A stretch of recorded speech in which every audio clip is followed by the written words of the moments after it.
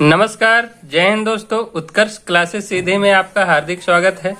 क्या आप जानते हैं, मैं इस टॉपिक्स में रखा हूं, क्या आप जानते हैं शीर्षक है। इसमें मैं भौतिक विज्ञान से रिलेटेड जो भी प्रश्न आते हैं और मस्ट हैं, कहीं न कहीं इनका परीक्षाओं में आते ही हैं ये, इसलिए मैं यहाँ पर छाट कर रख रहा हूँ मेन जानकारी। आप यदि हमारे पूरे वीडियो को वॉच करते रहेंगे तो आपका विज्ञान की पकड़ अच्छी से मजबूत हो जाएगी, मैं ये वादा करता हूँ आपसे। जल को बर्फ बदलने में वक्त लगता है, जल को बर्फ बदलने में वक्त लगता है, सूरज को निकलने में वक्त लगता है। किस्मत को तो हम बदल नहीं सकते, लेकिन अपने हौसलों से किस्मत बदलने में वक्त लगता है। कामयाबी हाथों की लकीरों में नहीं, माथे के पसीने में होती है। इंतजार करने वालों को उतना ही मिलता है जितना कोशिश करने वाले छोड़ देते हैं। इसलिए आप इंतजार मत करिए, आप लगातार मेहनत करिए, लगातार प्रयास करते रहिए, सफलता जरूर मिलेगी।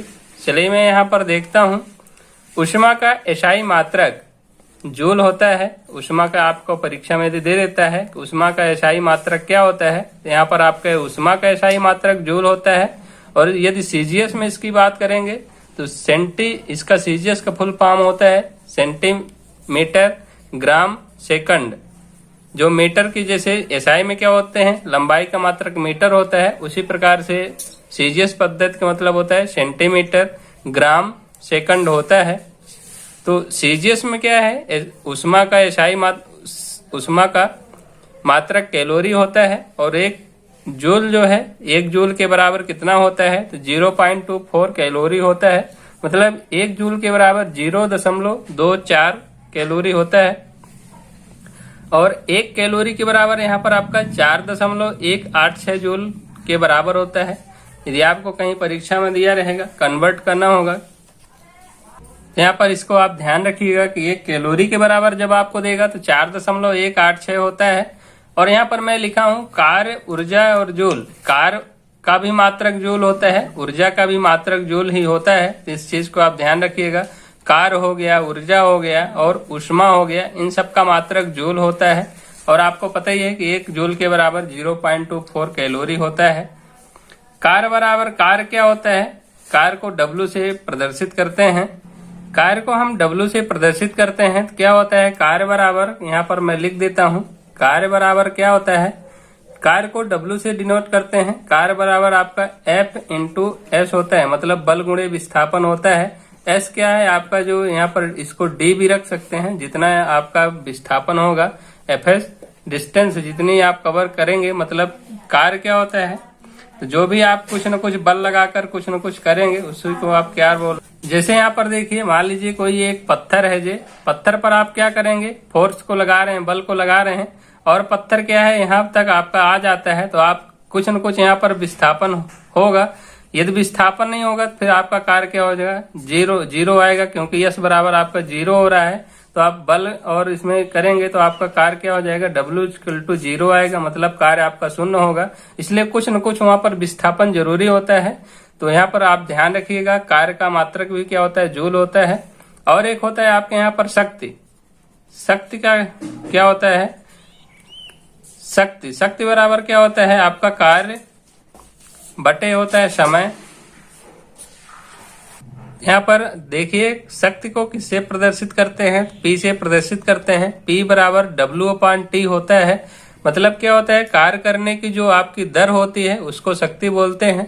कार्य करने की दर देगा तो आपका शक्ति होगा। यदि यहीं पर मान लीजिए क्या होता है, ऊर्जा बराबर क्या होता है, कार्य करने की क्षमता को हम क्या बोलते हैं, ऊर्जा बोलते हैं। तो आपसे कोई पूछ दे कि ऊर्जा क्या होती है, तो देखिए ऊर्जा जो होती है आपकी, क्योंकि इसका सब कार्य का भी, ऊर्जा का भी मात्रक जूल ही होता है। तो कार्य करने की जो क्षमता होती है, आप कितना कार्य कर सकते हैं, आपके शरीर में कितनी ऊर्जा है, वही आपके कार्य के बराबर होगी। मतलब जितनी आपकी क्षमता है, कार्य करने की क्षमता को ही ऊर्जा बोलते हैं। और इन सब का मात्रक जूल होता है। शक्ति का मात्रक यहाँ पर वाट होता है, इस चीज को आप ध्यान रखिएगा। शक्ति का मात्रक यदि देगा तो शक्ति का मात्रक वाट होगा। और यहाँ पर एक मस्ट है, एक अश्व शक्ति बराबर देखिए, एक अश्व शक्ति बराबर 746 वाट होते हैं। इसलिए इसको भी आप ध्यान रखिएगा। एक अश्व शक्ति के बराबर कितना होता है, 746 वाट होता है। अश्व क्या होता है, मतलब एक घोड़े के बराबर जो है, एक घोड़े में जितनी शक्ति होती है वो कितना है, 746 वाट के बराबर होता है। चलिए मैं आगे देखता हूं। एक खगोलीय इकाई, यहाँ पर एक खगोलीय इकाई बराबर आपको मैंने पिछले वीडियो में भी बताया था कि 1.495 गुणे 10⁻11 मीटर होता है। इसको एक एस्ट्रोनॉमिकल यूनिट बोलते हैं। मतलब एक खगोलीय इकाई बराबर 1.495 गुणे 10⁻11 मीटर। और दूरी की सबसे बड़ी इकाई पारसेक होती है। आपको पता ही होगा कि दूरी जो होती है सबसे बड़ी, ये दूरी जो है पारसेक, जो यहाँ पर प्रकाश वर्ष लिखा रहता है, कभी ये परीक्षा में देता है प्रकाश वर्ष किसका मात्रक है, तो यहाँ पर आपको समय भी दिया रहेगा और दूरी भी दिया रहेगा। तो यहाँ पर आपका वर्ष लिखा है, तो कुछ जिनको पता नहीं होगा तो वो समय में लगा देंगे, लेकिन क्या है, ये दूरी का मात्रक होता है। अब सबसे बड़ी मात्रक, सबसे बड़ी इकाई पारसेक होता है दूरी को मापने की। तो इस चीज को आप ध्यान रखिएगा। एक पारसेक बराबर 3.26 प्रकाश वर्ष के बराबर होता है। और यदि मान लीजिए ऑप्शन में ये नहीं रहता तो आप इसको भी याद रखिए, 3.08 गुणे 10⁻16 मीटर होता है। एक प्रकाश वर्ष बराबर 9.46 गुणे 10⁻15 मीटर। और यहीं पर यदि मान लीजिए किलोमीटर में दिया रहेगा तो 9.46 गुणे 10⁻, यहाँ पर 12 किलोमीटर हो जाएगा। क्योंकि यहाँ पर देखिए, यहाँ पर 3 शून्य मैंने हटा दिया है तो ये किलोमीटर में कन्वर्ट हो गया है। और यदि मीटर में रहेगा तो 9.46 गुणे 10⁻15 मीटर रहेगा। तो जो भी ऑप्शन में आपको मिले उसी पर टिक करिएगा। चलिए मैं आगे देखता हूँ। बल की सीजीएस पद्धति में मात्रक डायन होता है, जबकि एसआई यूनिट इसकी यहाँ पर न्यूटन होती है। बल का आप ध्यान रखिए, क्योंकि बहुत सारे परीक्षाओं में बल दिया रहता है कि बल का एसआई मात्रक क्या होगा, तो न्यूटन रहता है ऑप्शन में, तो न्यूटन लगाइएगा। यदि मान लीजिए न्यूटन नहीं देता है और सीजीएस पद्धति में बात करता है तो इसका डायन होता है मात्रक। इस चीज को आप ध्यान रखिएगा। और 1 न्यूटन के बराबर 10⁵ डायन के बराबर होता है, इसको भी आप याद रखिएगा। गतिज ऊर्जा, यहाँ पर मैंने रखा है काइनेटिक एनर्जी बोलते हैं गतिज ऊर्जा को। तो गतिज ऊर्जा बराबर क्या होता है, 1/2 mv² होता है। यहाँ पर व्यंजक से क्या है कि आपका इससे रिलेटेड सवाल बनते हैं, मैं इसलिए यहाँ पर रख दिया हूँ व्यंजक। काइनेटिक एनर्जी बराबर 1/2 mv², इसको आप याद रखिएगा। स्थितिज ऊर्जा, पोटेंशियल एनर्जी इसको बोलते हैं, mgh होता है। m क्या है, यहाँ पर आपका मास है, द्रव्यमान है। g क्या है, गुरुत्वीय त्वरण है। एच क्या है, आपकी हाइट है, जो भी हाइट दिया रहेगा तो उसके हिसाब से यहाँ पर आपका दे देगा। किन्हीं भी 2 का आपको दे देगा और तीसरे का आपको पूछेगा। यदि मान लीजिए यहाँ पर पोटेंशियल एनर्जी दे देता है और इन तीनों में से क्या है, 2 को देगा, 1 का मान निकालना है रहता है, तो आप आसानी से निकाल लेते हैं। यहाँ पर गतिज ऊर्जा, मैं गतिज ऊर्जा की बात करता हूँ। जैसे देखिए, किसी वस्तु में क्या है, गति के कारण जो ऊर्जा उत्पन्न होती है उसको हम क्या बोलते हैं, गतिज ऊर्जा बोलते हैं। चलते चलते ऊर्जा उत्पन्न हो जाए। mv क्या है, p बराबर क्या होता है, mv होता है। p क्या है, संवेग है, संवेग के बराबर क्या होता है, द्रव्यमान गुणे वेग होता है। तो इस चीज को आप ध्यान रखिएगा। जब भी आप क्या है, संवेग को दोगुना करेंगे तो गतिज ऊर्जा आपकी क्या है, 4 गुनी हो जाएगी। इसलिए यहाँ पर आपका जो mv² हो रहा है, p क्या है, p के बराबर mv² होता है। संवेग बराबर क्या होता है आपका, द्रव्यमान गुणे जो आपका मास होता है उसको द्रव्यमान बोलते हैं, द्रव्यमान गुणे वेग होता है। जैसे देखिए, यहाँ पर स्थितिज ऊर्जा मैंने यहाँ पर रखा हूँ। स्थिति ऊर्जा होती क्या है, जैसे मान लीजिए किसी वस्तु में स्थिति के कारण जो ऊर्जा उत्पन्न हो जाती है उसको हम क्या बोलते हैं, पोटेंशियल एनर्जी अथवा स्थिति ऊर्जा बोलते हैं। जैसे यहाँ पर देखिए मैं रखा हूँ बांध के पानी की ऊर्जा। जो बांध आपका डैम बना रहता है उसमें क्या है, स्थायी पानी रहता है, उसमें गति नहीं होती है, उसमें क्या ऊर्जा उत्पन्न हो जाती है, उसको हम क्या बोलते हैं, स्थितिज ऊर्जा। जो पुराने जमाने में घड़ी आती थी उसमें चाबी में आप भरते थे तो उसमें क्या है, ऊर्जा उत्पन्न हो जाती थी। तो घड़ी की चाबी में संचित ऊर्जा, तनी हुई स्प्रिंग में ऊर्जा, जो आप स्प्रिंग को पकड़कर ऊपर खींच लेंगे तो उसमें भी कुछ ना कुछ ऊर्जा उत्पन्न होगी। तो उसमें भी क्या है, आप खींचे रहेंगे, छोड़ेंगे नहीं, तो उसमें भी क्या ऊर्जा उत्पन्न होगी। और जो ऊर्जा उत्पन्न होगी उसको स्थितिज ऊर्जा बोलेंगे। यहीं पर जैसे कमानी भी हो गई, कमानी में भी रहता है। कुछ मैंने यहाँ पर ऊर्जा रूपांतरित करने वाले उपकरण रखे हैं, क्योंकि इन्हें में देता है कि परीक्षाओं में कि कौन किस में कन्वर्ट करेगा। जैसे देखिए मैं पहला रखा हूँ डायनेमो। डायनेमो क्या है, एक यंत्र होता है। जब यंत्र से क्या है, यंत्र किस में कन्वर्ट करेगा, तो डायनेमो क्या है, यांत्रिक ऊर्जा को विद्युत ऊर्जा में कन्वर्ट कर देता है। जैसे यहाँ पर मोमबत्ती है हमारा सेकंड ऑप्शन। मोमबत्ती आप सब देखे होंगे। मोमबत्ती क्या है, रसायन, मोम से बनाया जाता है। क्या है, रासायनिक होता है पदार्थ। रसायन क्या है, जब भी मोमबत्ती जलती है तो उससे कुछ न कुछ प्रकाश उत्पन्न होता है, प्रकाश एवं ऊष्मा मिलती है। तो मोमबत्ती किसमें कन्वर्ट हो रहा है ऊर्जा, प्रकाश एवं ऊष्मा में कन्वर्ट हो रहा है। माइक्रोफोन, जो आप यहाँ पर ईयरफोन लगाते हैं कान में, माइक्रोफोन क्या करता है, जो ध्वनि ऊर्जा होती है, आप बोलते हैं तो क्या है, वो जो आप बोल रहे हैं उसको रिकॉर्ड करके विद्युत के रूप में, तरंग के रूप में पहुंचा देता है। तो जो माइक्रोफोन होता है ध्वनि ऊर्जा को विद्युत ऊर्जा में कन्वर्ट करता है। लाउड स्पीकर, जैसे बारात के सीजन में आप देखे होंगे कैसियो वाले लाउड स्पीकर रखे रहते हैं। तो लाउड स्पीकर क्या होता है, जो विद्युत ऊर्जा, उसमें कैसियो को जैसे आप बजाते हैं तो उसमें विद्युत रहती है, बैटरी से चलती है। तो विद्युत ऊर्जा को किसमें कन्वर्ट कर देता है, ध्वनि ऊर्जा में कन्वर्ट कर देता है। तो लाउड स्पीकर देगा तो विद्युत ऊर्जा को ध्वनि ऊर्जा में। सोलर सेल, आपका जो सौर सेल होता है, तो सौर ऊर्जा को किसमें कन्वर्ट करता है, विद्युत ऊर्जा में कन्वर्ट करता है। आप देखे होंगे सोलर पंप वगैरह सबके पहले जमाने में रखते थे पहले, अब तो सब जगह लगभग लाइटें लग चुकी हैं, विद्युत लग चुकी है। लेकिन पहले क्या है, छतों पर ऐसे घर में जो रख देते थे, वो क्या है, सौर ऊर्जा को कन्वर्ट कर देता था विद्युत ऊर्जा में, फिर उसका यूज करते थे। तो वही जो आपका सौर सेल देगा तो सौर ऊर्जा को विद्युत ऊर्जा में कन्वर्ट करेगा।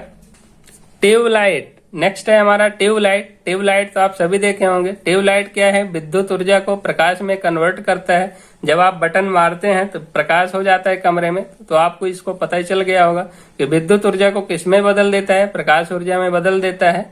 विद्युत मोटर, जो विद्युत मोटर होता है, विद्युत ऊर्जा को किसमें कन्वर्ट करता है, तो यांत्रिक ऊर्जा में बदल देता है।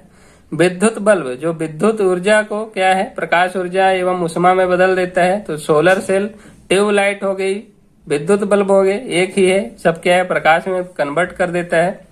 विद्युत सेल, जो आपके विद्युत सेल होते हैं, ये क्या है, रासायनिक ऊर्जा को विद्युत ऊर्जा में कन्वर्ट कर देते हैं। जो आपका रेडियो का सेल होता है, रेडियो हो गई, घड़ी हो गई, तो उसमें क्या है, रासायनिक पदार्थ क्या है भरे रहते हैं, वो क्या है, कन्वर्ट करता है विद्युत ऊर्जा में, तब जाके आपका रेडियो बजता है, टार्च जलती है। तो इसमें क्या है, विद्युत सेल होते हैं।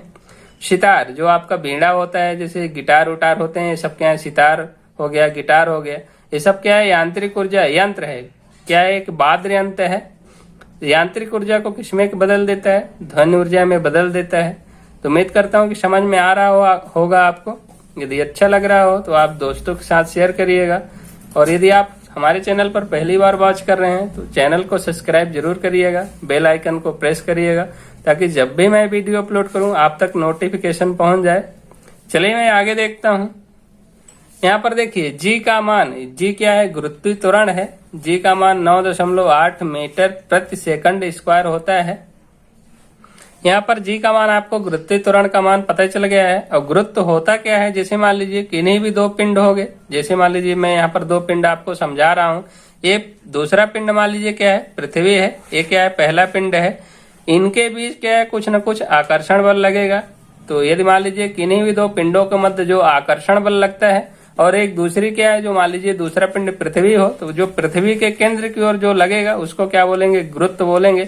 मतलब ये क्या है, पृथ्वी है, आप यहाँ ऊपर कुछ पदार्थ फेंक रहे हैं, तो क्या है, पृथ्वी अपनी ओर खींचती है। तो किस बल के कारण खींचती है, तो गुरुत्वीय त्वरण के कारण ये खींचती है। तो यहाँ पर जो आपका मान होता है ग्रेविटेशन का, गुरुत्वीय त्वरण का, तो 9.8 मीटर प्रति सेकंड स्क्वायर होता है। और मैं यहाँ पर रखा हूँ जी के मान में परिवर्तन कैसे होता है, जैसे यहाँ पर गुरुत्वीय त्वरण है उसके मान में कैसे परिवर्तन होगा, इसके बारे में मैं बताता हूँ आगे। तो यहाँ पर समझिएगा, क्योंकि इससे 2 या 3 4 क्वेश्चन जो भी बनते हैं परीक्षाओं में आता है, मोस्ट है। तो देखिए जी के मान में परिवर्तन कब होगा, ये हमारी क्या है, पृथ्वी है, मैं यहाँ पर बना दिया हूँ। ये हमारी क्या है, पृथ्वी है, मैं यहाँ पर लिख देता हूँ। ये क्या है, पृथ्वी है पूरी। पृथ्वी क्या है, भूमध्य, मतलब 0 डिग्री पर क्या बोलते हैं, 0 डिग्री रेखा को, जो 0 डिग्री अक्षांश रेखा होती है, इसको विषुवत रेखा बोलते हैं। मतलब पृथ्वी के बीचों बीच जाती है, इसको भूमध्य रेखा भी बोलते हैं। तो भूमध्य रेखा पर क्या होता है, जी का मान एकदम क्या होता है, कम होता है, शून्य के लगभग नागण्य के बराबर होता है, मतलब बहुत ही कम होता है, न्यूनतम होता है। तो आपको यदि परीक्षा में देगा कि गुरुत्वीय त्वरण जी का मान कहाँ पर कम होता है, तो क्या होता है, विषुवत रेखा पर सबसे कम होता है। तो यहाँ पर आपका क्या हो जाएगा, भूमध्य रेखा अथवा विषुवत रेखा पर क्या होता है, सबसे कम होता है। जबकि आपके जो ध्रुव होते हैं, यहाँ पर उत्तरी ध्रुव है, ये क्या है, दक्षिणी ध्रुव है। तो ध्रुवों पर क्या है, गुरुत्वीय त्वरण का मान अधिक होता है, तो यहाँ पर अधिक हो जाएगा। जो आपके ध्रुव होंगे वहां पर सबसे अधिक होगा। तो इस चीज को आप ध्यान रखिएगा कि जी का मान कहाँ पर अधिक होगा, ध्रुवों पर अधिक होगा। पृथ्वी के केंद्र पर क्या है, 0 होगा, मतलब क्या है, न्यूनतम होगा, सबसे कम होगा। नेक्स्ट क्वेश्चन कैसे बनेगा कि जब क्या है पृथ्वी घूर्णन गति करती है, मतलब जब भी क्या है पृथ्वी घूमती है तो क्या है घूर्णन की गति बढ़ने पर जी का मान क्या हो, कम हो जाएगा। आप वैसे भी प्रैक्टिस कर सकते हैं। जैसे मान लीजिए कोई पिंड घूम रहा है, जैसे मान लीजिए कोई आप घुमा देते हैं और जब क्या है तेजी से घूमता है तो वो क्या है दूर फेंक जाता है, और यदि आप धीरे धीरे घुमाएंगे तो क्या है पास में ही गिरता है। तो आपको पता ही होगा कि प्रैक्टिस भी कर सकते हैं, आप पत्थर उत्थर फेंकते होंगे तो क्या है कि जो पत्थर बहुत दूर जाएगा। जैसे आप देखे होंगे घर में यूज किए होंगे, रस्सी में बांधकर पत्थर फेंकते हैं घुमा करके तो बहुत दूर जाता है। तो वो क्या है पृथ्वी के घूर्णन गति बढ़ने पर क्या होता है, जी का मान वहां पर कम हो जाता है। पृथ्वी के सापेक्ष घुमा देने पर जी का मान कम हो जाएगा, और पृथ्वी क्या है घूर्णन की गति जैसे ही घटेगी तो उसका क्या है जी का मान कम हो जाएगा। इस चीज को आप ध्यान रखिएगा। पृथ्वी क्या है जब भी घूर्णन कम करेगी तो वहां पर आपका जी का मान बढ़ेगा। पृथ्वी जब घूर्णन तेजी से करेगी तो जी का मान घटेगा। इस चीज को आप ध्यान रखिएगा। और सबसे मोस्ट यहाँ पर यह है कि पृथ्वी अपनी वर्तमान जो कोणीय चाल है जो उससे घूम रही है, तो कोणीय चाल से क्या है 17 गुनी अधिक चाल से यदि घूमने लगे तो जो भूमध्य रेखा पर रखी वस्तु होती है उसका भार क्या है 0 हो जाएगा, 0 हो जाएगा। इस चीज को आप ध्यान रखिएगा। पृथ्वी अपनी कोणीय चाल जो जिस एंगल से घूम रही है, क्या है अभी पृथ्वी 23.5 डिग्री पर झुकी हुई है, तो 23.5 डिग्री जो झुकी हुई है पृथ्वी और घूम रही है कोण बना करके, तो 17 गुनी चाल से यदि अधिक घूमने लगे तो पृथ्वी क्या है जो गुरुत्व त्वरण का मान होगा पृथ्वी भूमध्य रेखा पर विषुवत रेखा पर 0 हो जाएगा। चलिए मैं आगे देखता हूं। गुरुत्वाकर्षण का नियम देखिए, गुरुत्वाकर्षण का नियम दिया किसने था, तो यहाँ पर न्यूटन साहब ने दिया था। न्यूटन, आपको पता होगा न्यूटन साहब क्या है एक पेड़ के पास बैठे हुए थे। ऊपर से क्या है ये आपका पेड़ हो गया, पेड़ के नीचे क्या है न्यूटन साहब यहाँ पर बैठे हुए थे। तो ऊपर से क्या है कि एक फल नीचे गिरा तो उनके दिमाग में ये घूमने लगा कि ये फल नीचे ही क्यों आया, ऊपर ही क्यों नहीं चला गया। तो न्यूटन साहब ने ही गुरुत्वाकर्षण का नियम दिया था कि गुरुत्व के कारण ही जो भी वस्तुएं हम ऊपर फेंकते हैं तो वो नीचे आ जाती हैं। तो इसको ध्यान रखिएगा कि गुरुत्वाकर्षण का नियम किसने दिया, तो न्यूटन ने ही दिया था। देखिए मैं यहाँ पर समझाने की कोशिश कर रहा हूँ। गुरुत्वाकर्षण का नियम क्या है, किन्हीं भी दो पिंडों के मध्य जो आपका आकर्षण बल है, लगने वाला आकर्षण बल, उनके बीच की जो दूरी होती है, उनके मतलब यहाँ पर जो दूरी है आर के क्या होता है, वर्ग के क्या होता है, व्युत्क्रमानुपाती होता है, तथा उनके जो पिंड होते हैं उनके गुणनफल के क्या होता है आपस में बराबर होता है। जो फोर्स लगेगा, फोर्स आपका जो आकर्षण बल, जैसे ये पिंड है m1 और क्या है m2, ये आपस में एक दूसरे की ओर खींचेंगे तो इनके मध्य क्या है किन्हीं भी दो पिंडों के मध्य लगने वाला आकर्षण बल उनके द्रव्यमानों के गुणनफल m1 m2 के गुणनफल और उनके बीच की दूरी r के क्या है वर्ग के आपस में क्या होता है बराबर होता है। मतलब कि द्रव्यमानों के गुणनफल के समानुपाती तथा दूरी के वर्ग के व्युत्क्रमानुपाती होता है जो भी आकर्षण बल यहाँ पर फोर्स आपका लगेगा। इसलिए मैं यहाँ पर लिख दिया हूँ कि गुरुत्वाकर्षण का जो व्यंजक होता है जी क्या है, यहाँ पर जी सर्वाधिक गुरुत्वाकर्षण का है, इसको मानेंगे जी सर्वाधिक गुरुत्वाकर्षण है। अब क्या है बल लग रहा है, m1 m2 क्या है पिंड के द्रव्यमान है, r क्या है यहाँ इनके बीच की जो दूरी है। तो वहां पर आपका व्यंजक मैं यहाँ पर लिख दिया हूँ F बराबर जी m1 m2 अपान r स्क्वायर। जी का मान क्या होता है, जी का मान होता है 6.67 गुणे 10 घात -11 newton metre square upon kilogram square होता है। तो इस चीज को आप ध्यान रखिएगा। इसको भी दे सकता है कि जी का मान कहाँ होता है, कितना होता है। जी को सर्वाधिक गुरुत्वाकर्षण बोलते हैं। सर्वाधिक गुरुत्वाकर्षण जी का संकेत होता है कैपिटल जी। तो आप इस चीज को ध्यान रखिएगा, जब भी कैपिटल जी पूछेगा तो उसका मान 6.67 होगा। जब यहाँ पर मान लीजिए स्मॉल जी देगा तो इसका 9.8 होगा। इस चीज को आप ध्यान रखिएगा। तो दोस्तों आपको वीडियो कैसा लगा कमेंट करके बताइएगा। अच्छा लगेगा सब्सक्राइब करिएगा, शेयर करिएगा दोस्तों के साथ, और उम्मीद करता हूँ कि अच्छा लगेगा आपको। और हमारे बहुत सारे वीडियो हैं प्लेलिस्ट में, यदि आप तैयारी कर रहे हैं तो मैथ के चैप्टर से हैं, साइंस के हैं, जीके के हैं, तो आप जरूर उनको वॉच करिएगा एक दो बार, अच्छा लगेगा। और जो भी भाई बहन है उनको भी प्रेरित करिएगा। उत्कर्ष क्लासेस सीधी में सभी का हार्दिक स्वागत है। जय हिंद, वंदे मातरम।